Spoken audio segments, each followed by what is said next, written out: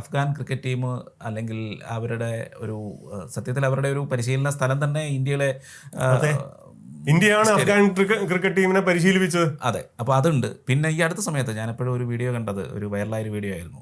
അഫ്ഗാനിൽ കൂടെ പോകുന്ന ഒരു യാത്രികനെ ഇന്ത്യക്കാരനാണെന്ന് പറഞ്ഞ സമയത്ത് പേപ്പർ ഒന്നും വേണ്ട, ഇന്ത്യൻ അഫ്ഗാൻ ബൈ ബൈ. അതെ അതെ, കണ്ടിരുന്നു, ഞാൻ കണ്ടിരുന്നു.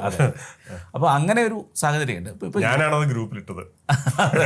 അപ്പോൾ അങ്ങനെ ഒരു സാഹചര്യം അവിടെ ഉണ്ട്. അപ്പോൾ അത് ഇതിൽ പറയുന്നൊരു കാര്യം മതതീവ്രവാദമോ മറ്റു കാര്യങ്ങളോ എന്നുള്ളത് മാത്രം അങ്ങനെ ഒരു രീതിയിൽ നമ്മളിപ്പോൾ നോക്കുന്നില്ല. നമ്മുടെ താല്പര്യം, നമ്മുടെ സാഹചര്യം, നമ്മൾക്ക് മാത്രമല്ല, ഇതൊരു ചെക്ക് വെക്കൽ കൂടിയാണ്.